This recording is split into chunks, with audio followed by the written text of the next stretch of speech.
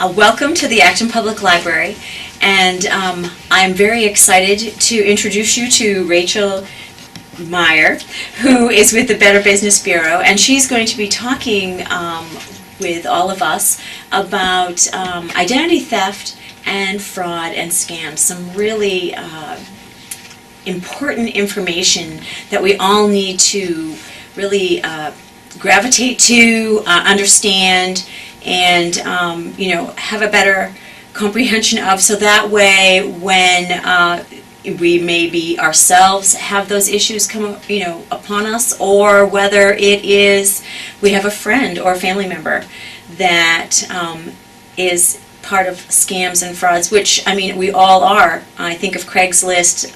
My daughter has had those issues. Anyways, without further ado, here's Rachel, and she's going to talk with us about this. All right, well, my name's Rachel. I'm the Communications and Marketing Specialist for the Better Business Bureau. Are you guys familiar with us at all? Do you know what we do? Okay. There are two major misconceptions about us. One is that we're a government agency. The other is that we only handle complaints. Obviously, both of these are false. We're a nonprofit, and we're run by a board of directors. We have 127 offices nationwide, and we're all overseen by a council.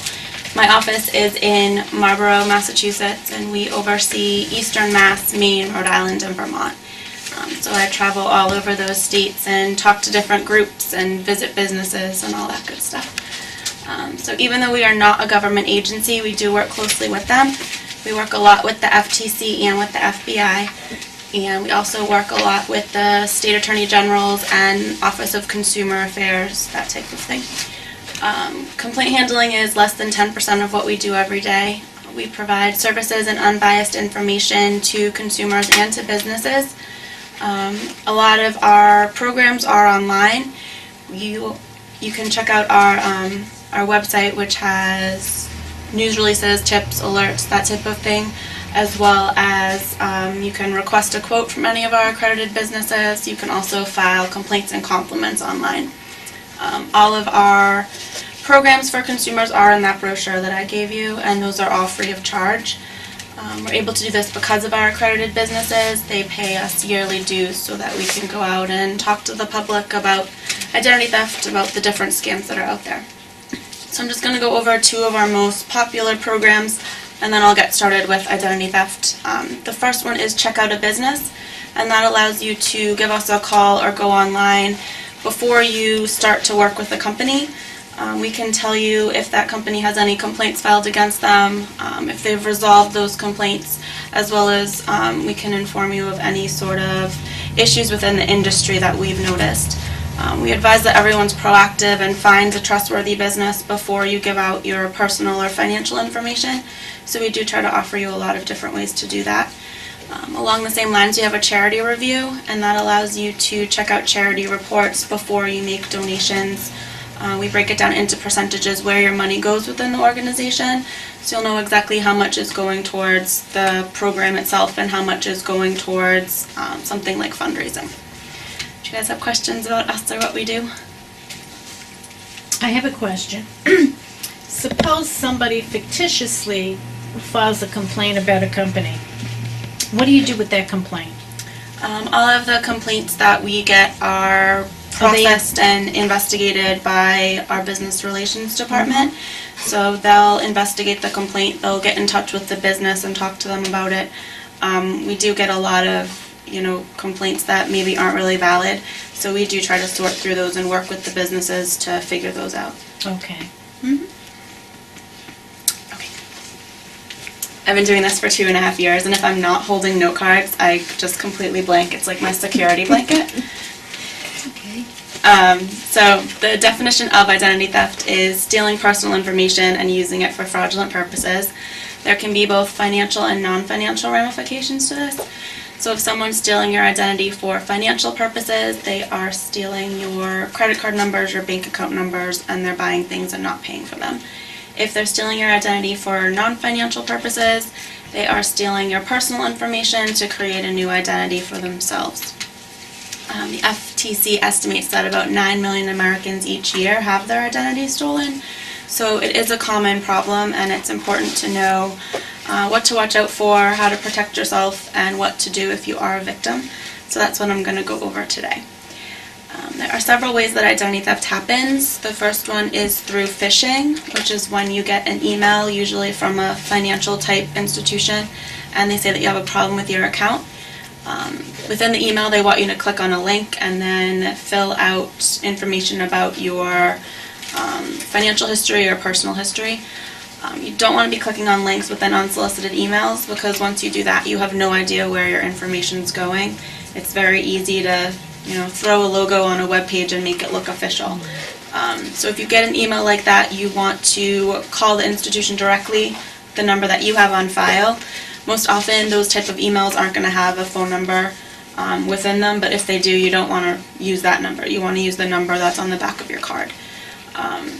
Same thing with phone calls. If someone calls you and says they're from Visa and they want to verify your information, you want to tell them that you're too busy at the moment, hang up the phone, and then call back with the number that you have on file. You don't want to give out personal information over the phone unless you're the one who placed the call. Identity theft can also happen through shoulder surfing, which is when people are looking over your shoulder at either a store checkout or the ATM machine. They're taking note of your card number as well as the PIN number that you're putting into the machine. I know when I'm in a store checkout, I usually have my card out and ready to go so I can get through the line fast. You just want to make sure that you're not flashing the number side of the card around, and you want to be aware of your surroundings and position yourself so people can't really see over your shoulder when you're putting your PIN number in. Question. Yes. Am I asking too many? Go for it. No, it's fine. When you have a credit card and they use, fictitiously somebody steals your credit card, aren't you insured with the credit card company stuff? Yeah, usually as long as you're informing the credit card company, With that them. will all be, Okay. investigated and Yep. deducted. It takes a substantial period of time, and you do have to, be on top of it and let them know within a good period of time too. But yeah, you're usually covered for all of that. Identity theft can also happen through dumpster diving, which is when people are going through the trash at your home or your business. They are looking for papers with financial or personal information on them. So it's a really good idea to shred any papers before you're throwing them away. If you don't want to invest in a shredder, at least rip up the papers before you throw them away. You don't want to throw away intact papers with any sort of personal or account information on them. And then identity theft can also happen through skimming, which is when a device is placed over the card slot, usually at an ATM machine. It does go on the outside of where you put your card in. It's usually a black device and it's bulky, and if you're going to the same ATM over and over, you'll be able to tell that something looks different. And the skimmer will store the account numbers as well as the PIN numbers for every card that goes through it. So if anything ever looks at all weird about an ATM that you're at, just go to the next one down the street, because it might save you a lot of hassle in the long run. So once thieves have your information, there's a lot that they can do with it, and this is the part where I ramble off lists of bad things and freak you out. So they can commit credit card fraud, which is when they can open new accounts in your name and not pay the bills on those accounts, which is still going to give you bad credit on your credit report. They can also change the billing addresses of your current accounts so you're not receiving the bills in the mail. That way they think that they have a longer period of time to run up the charges because you won't notice. Thieves can commit phone and utilities fraud. They can run up charges on your existing utility accounts, and they can also open new accounts in your name. They can commit bank and finance fraud, so they can create counterfeit checks in your name. They can open new accounts in your name and write bad checks off that account. And they can also clone your ATM or your debit card and make electronic withdrawals. And they can take out loans in your name as well. They can commit government document fraud. This is when they obtain a driver's license or an ID with your information and their photo on it. They can also use your name and social security number to get government benefits. And they can also file fraudulent tax returns using your information. And then I have 3 more examples. They can get a job using your social security number. They can rent a house or get medical services using your name, and they can also give your information to police during an arrest, and then if they don't show up for court, you have an arrest warrant out in your name.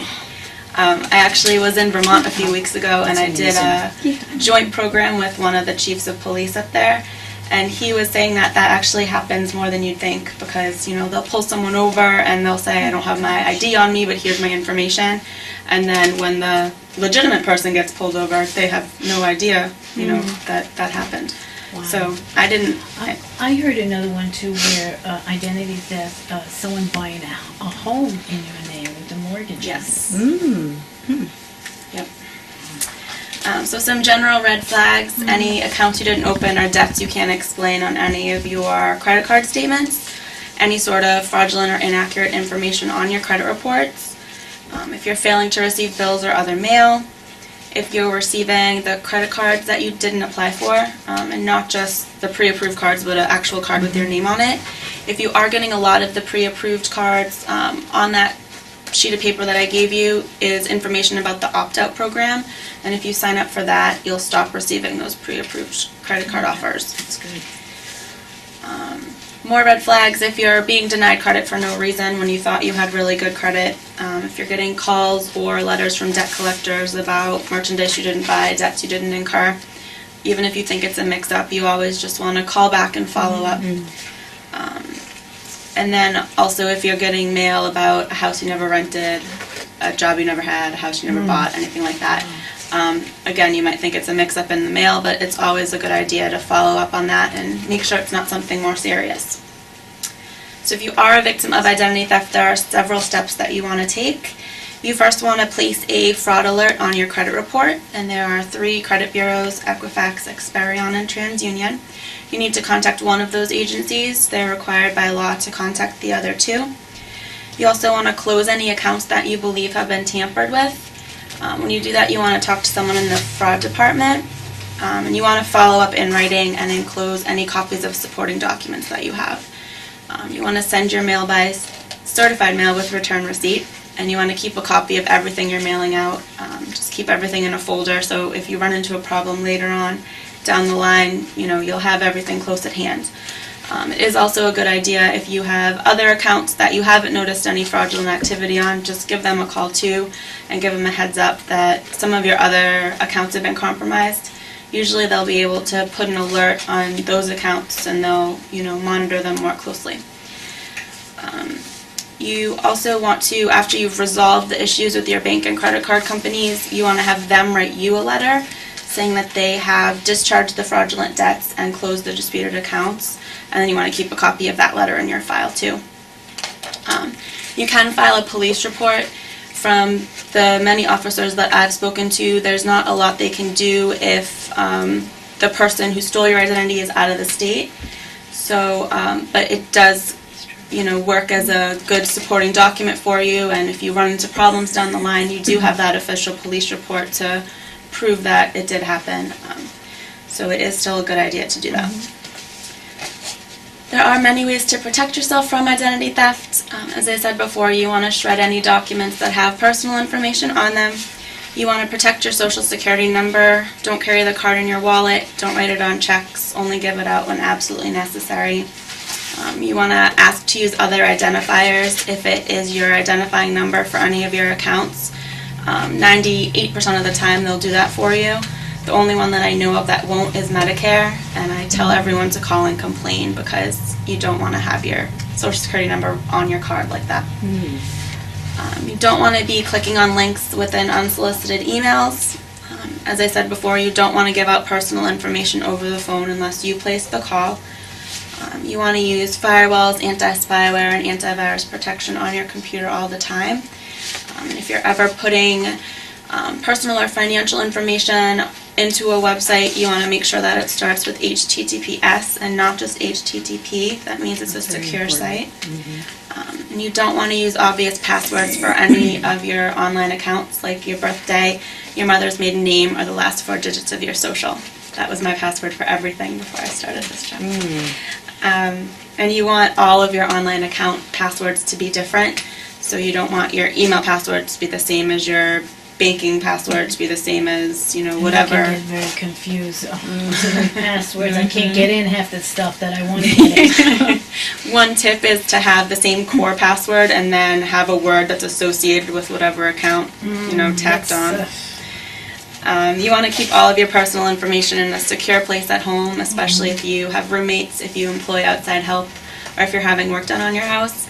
I did this presentation a while back, and one of the people told me that they had their identity stolen by the people that were remodeling their kitchen. She had left her license out on the counter, and they copied down all her information. So if you're ever having people that you don't know in your home, you just want to make sure all your stuff is put away. You want to verify the reliability of companies with somebody before you do business with them. If you don't want to go through us, the State Attorney General has a lot of great information about local businesses. They have, insurance numbers, that type of thing. Also, the Office of Consumer Affairs would have a lot of great information, as well as the FTC. So there are a lot of different resources out there for you to find reliable companies, and it's important that you are researching before you're, jumping into anything. You want to be checking with the bank or other companies if you're receiving suspicious emails, phone calls, or letters. You also want to order a credit report at least once a year. You're entitled to one free report from each of the 3 credit bureaus for free, Equifax, Experian, and TransUnion. It is important to get a report from each of those companies because sometimes the information on them can vary, and it's free every year, so there's no excuse not to do it. And you always want to be double checking your receipts with your credit card statements or monitor your bank account closely. If someone's going to start to steal your identity, they're going to begin with a small charge between $2 and $10. And if you don't notice that, they're going to gradually spend more and more. That's interesting. So you always want to, even if it's a $2 charge, call and dispute it. I know with my bank, there's a limit on what you can purchase. So I remember I had to buy a furnace, and it was over that limit, and I couldn't buy it. I had to call the bank to verify it, which is a good thing. Yes, I it is like a good that. thing. I like Yeah. that. Very good thing. Banks and credit card companies will often, if they notice that you're spending outside of what you would normally spend, or you're buying somewhere that you wouldn't normally be, they will call you. One thing that's important to remember is if you're going to travel somewhere and bring your card, you want to call and let them know. I've heard horror stories about people stuck in, Alaska, and their card got shut down because they didn't tell their credit card company they were going.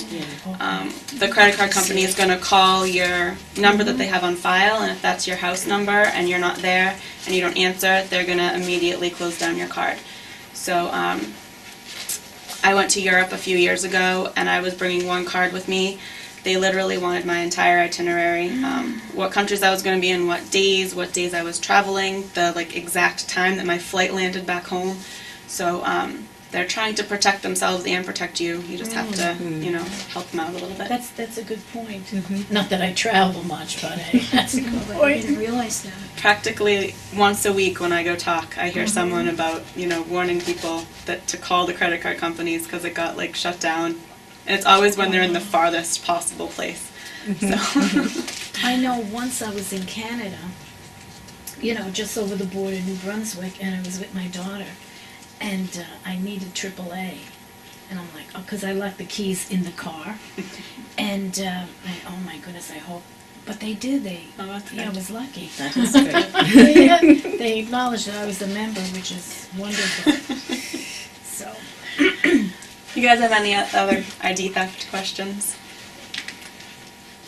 They're kind of tied in together. So. Yeah. All right.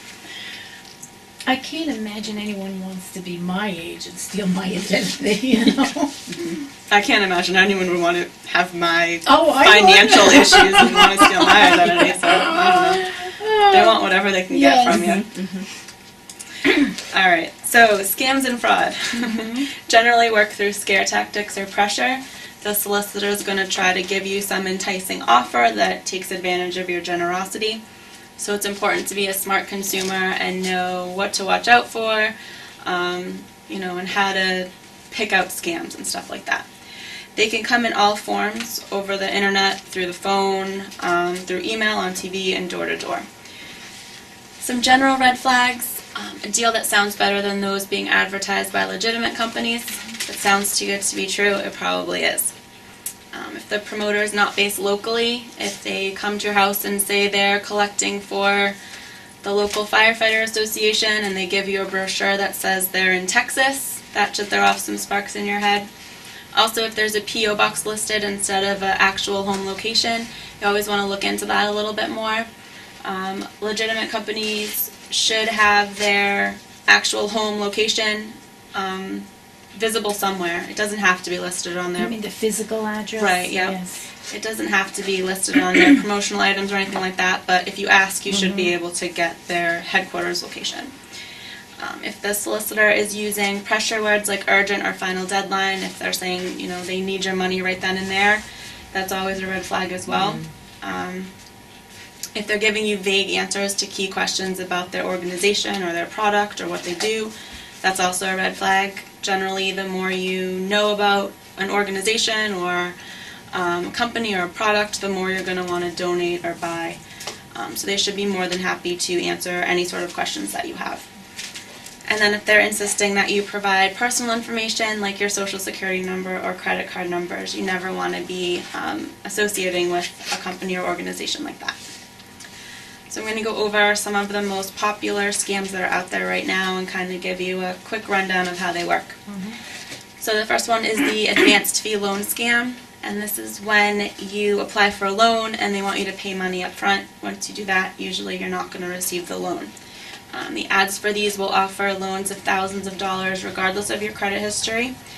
They want you to submit an application, and then once you do that, they're going to either call you or send you a letter saying you've been approved for the loan, but you need to wire transfer money for processing fees first. So if you guys walk away today only remembering this one thing, anytime that someone asks you to wire transfer money and you don't personally know them, it's a scam. Wire transferring money is like giving cash. It's immediately gone as soon as you put it through. It can be picked up by anyone at any location and it's not tracked. So as soon as you wire transfer that, it's gone and you're not going to get it back. The home repair scam is next, and this is when contractors go door to door and they say they're doing work in your neighborhood. They persuade you to make renovations or something like that by offering you a great deal. Sometimes they want you to pay all or a portion of the money up front. And then once you do that, they're either not going to show up or they're going to do a bad job and you're going to have to clean up the mess That's what they regular contractors do. You got to research. A good example of this is a few years ago in my friend's neighborhood. A guy was going door to door saying he was repaving driveways. He got a bunch of the people on the street to sign up. What he was actually doing was painting them with black paint. So as soon as it rained, there was a huge mess and the whole street had to pitch in to clean it up. So when you're going to hire a contractor, you want to do some research first to find a reliable one. As I told you, we have a lot of services that can provide you background information and that type of thing. You can also look into the State Attorney General, find the contractor's licensing information. That should give you a good idea of if they're a good contractor or not. You just want to be checking with somebody before you sign anything. Vacation prize claims is next, and this is a scam that I have fallen for before. This offers you a great vacation for little money. They say you've been specially selected. It's an exclusive offer just for you. Sometimes they want you to send money to receive more information. Sometimes they want you to call a 900 number to receive more information. The scam that I fell for was a 2-night cruise to the Bahamas and 3 nights in Fort Lauderdale. They sent me pictures of this beautiful hotel I was going to be staying in. I don't know if the hotel ever looked like the pictures, but if it did, it was maybe 40 years beforehand. It was completely disgusting. So that is one of the ramifications. The accommodations may not be what you anticipated. Did you go to the... Okay. Yeah. Okay. There also may be undisclosed fees once you arrive at your destination. So you always want to check with a travel agent and make sure that the offer that you get is valid. Bogus charities is next, and these pop up a lot after natural disasters. We actually uncovered one after the tsunami and earthquake in Japan. There was an email going around from the British Red Cross. They wanted you to make a donation by clicking on a link within the email. The link was actually linking you to a personal PayPal account, so you were making your donation to someone's bank. So if you ever get a solicitation like that, you want to go directly to the source to make your donation and not make a donation via email or over the phone. You always want to, visit their website or have the person mail you information and then make your decision from there. How about now that they have the text messages? Is that legit? You want to look into... Like text and $10, Yeah, Okay. It is legit, but you want to make sure you know how much of the donation is actually going towards the Okay. charity itself. Yes, okay. Yeah, all right. Okay. I'll go into that later. All right. You want to watch out for charities that don't give details about their organizations. You also want to watch out for charities that have names that you've never heard of. And then on the other hand, you want to watch out for charities that sort of sound familiar, but something seems a little off, because a lot of scam charities will play off the names of legitimate charities. What I was going to say before was, I keep losing it. Every time I go into it, I lose it. You don't want to be giving cash on the spot either. You always want to write a check and have it be written to the charity name itself and not the person collecting for the charity. There are no state regulations regarding how much a charity has to spend on its programs, so it could be spending 90% of all of its proceeds on fundraising and only 10% on programs. They do have to tell you a percentage amount when you ask, so it's very important that anytime you're making a donation to a charity that you first ask how much of your proceeds go to fundraising. They have to tell you a percentage amount. My advice for charities is to pick one cause that really means something to you, do your research and find the charity that's giving the most of their proceeds to that cause, and then make your entire donation to one charity.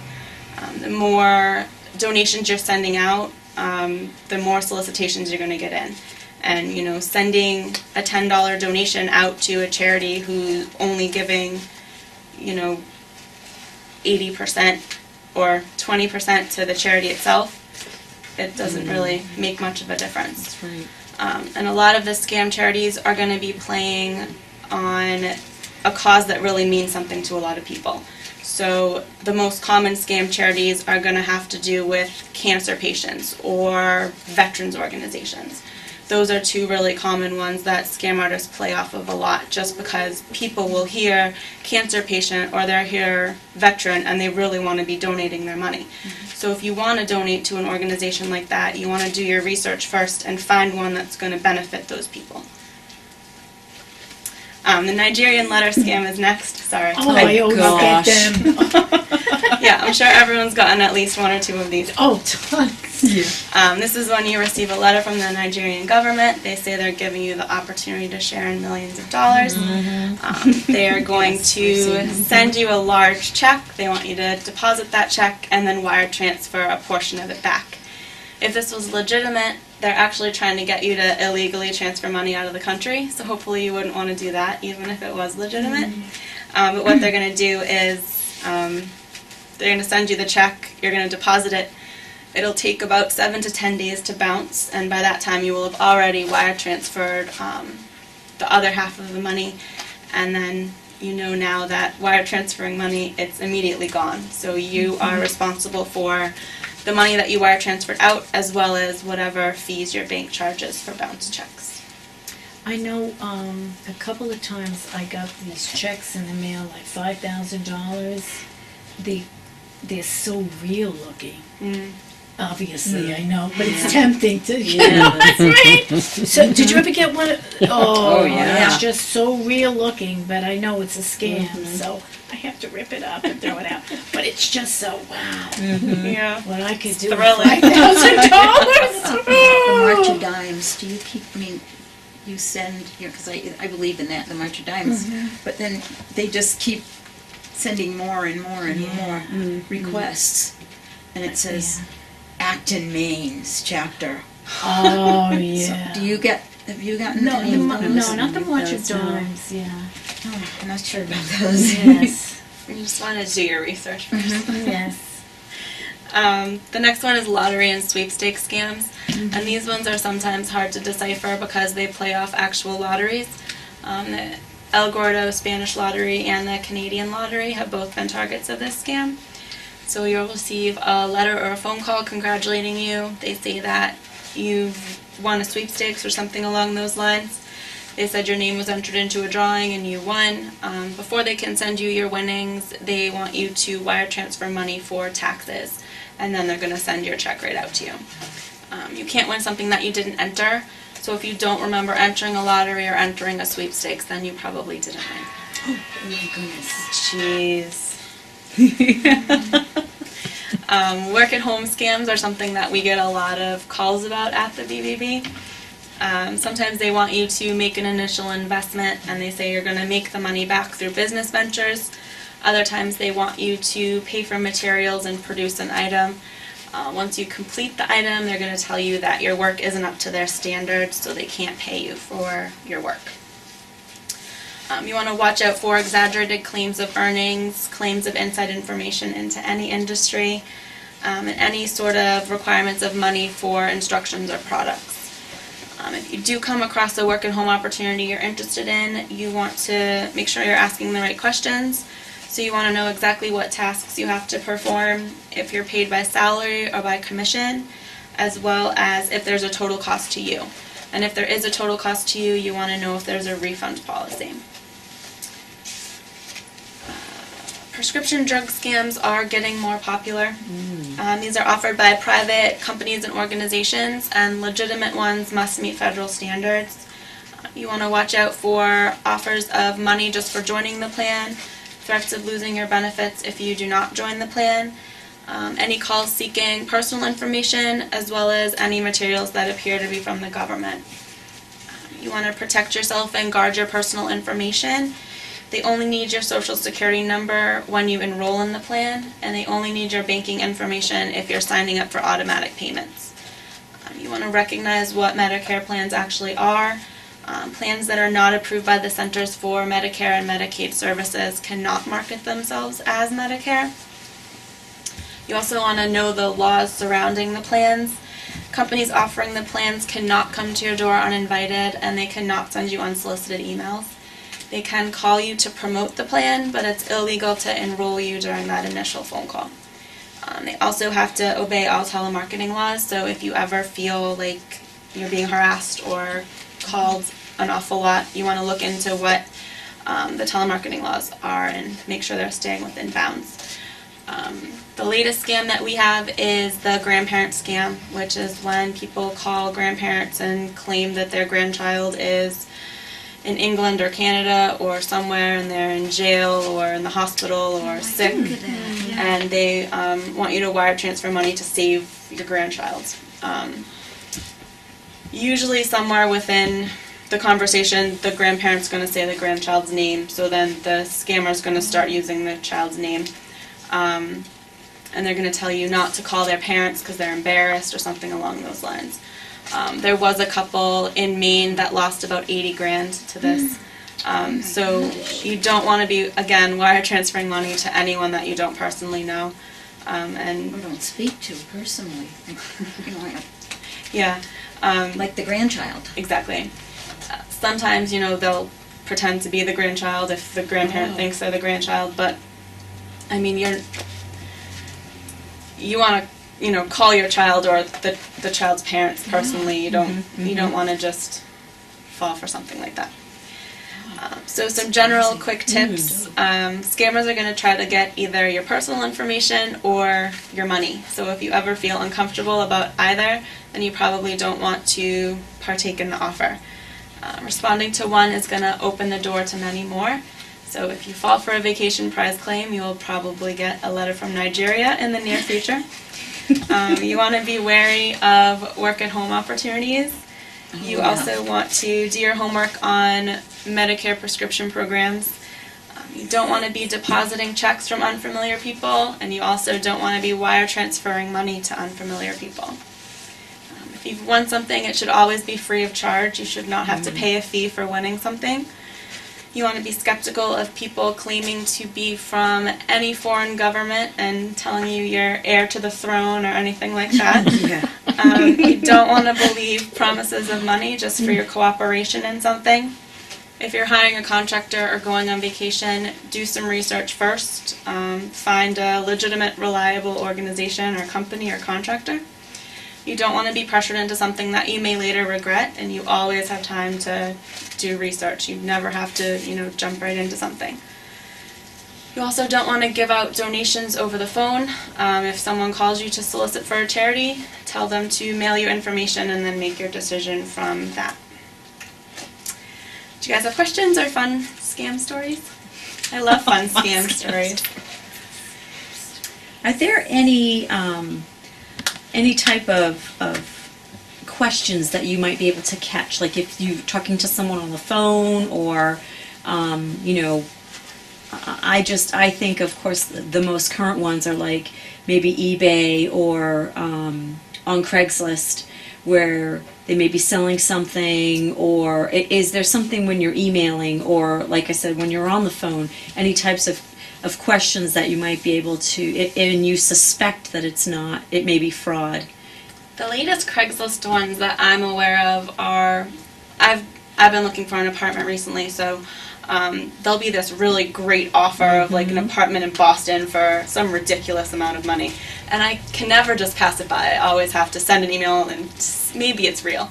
But usually they will write back and say, I'm so happy you're interested. I'm stuck in Nigeria right now, and if you wire transfer me, $400, I'll mail you the key and you can go look at the apartment. So that is the latest apartment type scam. Yeah. There's also an overpayment scam, which is for eBay or Craigslist.